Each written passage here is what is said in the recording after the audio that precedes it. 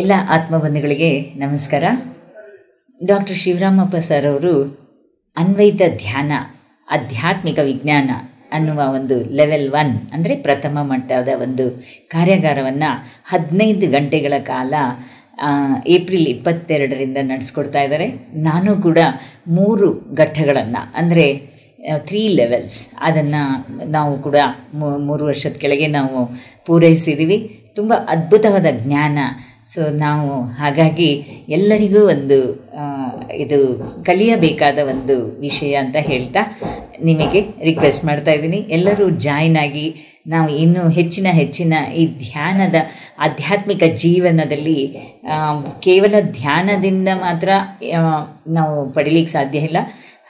ಈ ಒಂದು ವಿಷಯಗಳನ್ನು ಜ್ಞಾನವನ್ನು ಅರಿತಾಗ ಇನ್ನೂ ಹೆಚ್ಚಿನದಾಗಿ ನಾವು ಕಲಿತಾ ಹೋಗ್ತೀವಿ ಅಂತ ಹೇಳ್ತಾ ಧನ್ಯವಾದಗಳು. PMC ಕನ್ನಡ ಚಾನೆಲ್ ಅನ್ನು ಲೈಕ್ ಮಾಡಿ, ಶೇರ್ ಮಾಡಿ, ಸಬ್ಸ್ಕ್ರೈಬ್ ಮಾಡಿ ಮತ್ತು ಮಾಡಿಸಿ. ಎಲ್ಲರಿಗೂ ಧನ್ಯವಾದಗಳು.